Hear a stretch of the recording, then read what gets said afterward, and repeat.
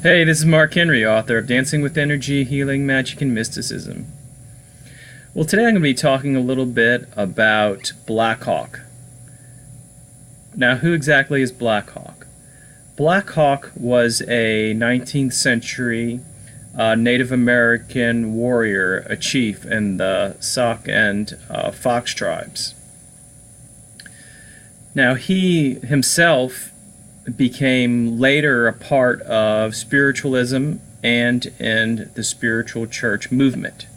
Now, kind of refresh your memory about what spiritualism is, and I probably should do kind of a more formal video on that. I touch upon it in some of my other videos, but spiritualism is basically a religion. It was born out of, I guess, I don't know if classical spiritualism was born out of the 1800s in United States with the Fox sisters, and supposed to be able to communicate with spirits. So the whole religion is about the ability to contact the departed, to contact spirit guides, ascended masters, in hopes of spiritually evolving, gaining wisdom, acquiring knowledge.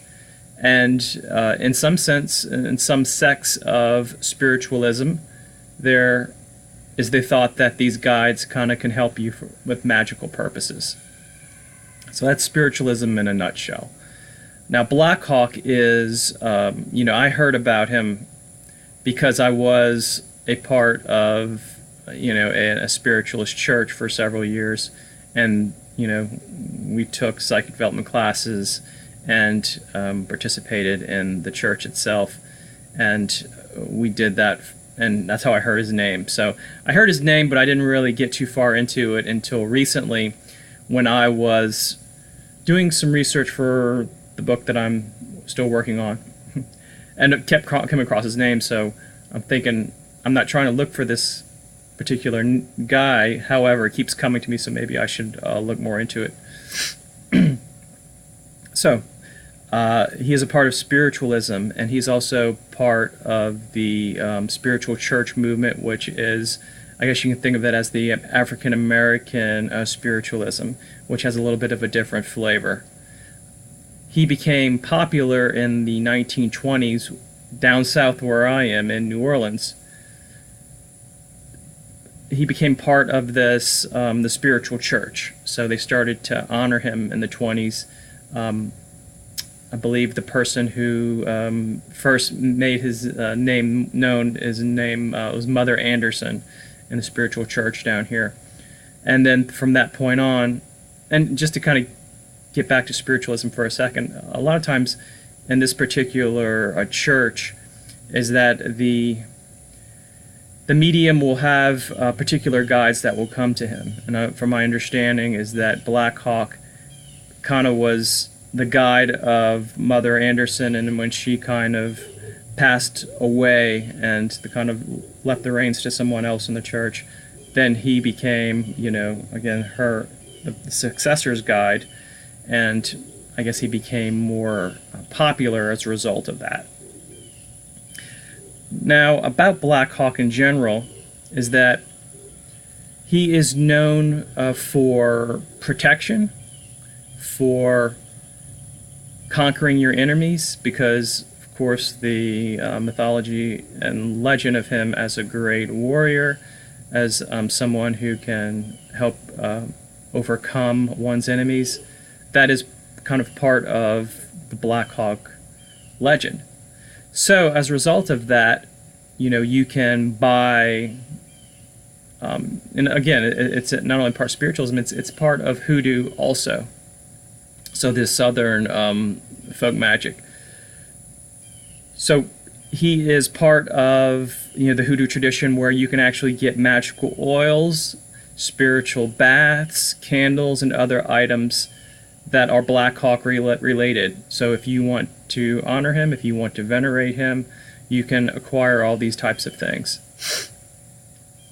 So he's known for protection, warding off enemies. He's also thought to be able to help with court cases, especially in court cases where there is an injustice involved, and one needs to overcome whatever corruption or crooked politician or whomever, whatever the block is, according to get, the justice that one deserves. So people beseech him for that. Now let's say that you wanted to contact Black Hawk. Well, you treat him just like a lot of other guides. So you might decide to, in your meditation or whenever you kind of make contact with your guides, call out to him, try to evoke his presence. When that happens, develop a relationship with him. Talk to him over a period of time. He may be somebody that if you are in some sort of danger or needing protection or a little extra warning of bad tidings to come, he would be the person to come forward.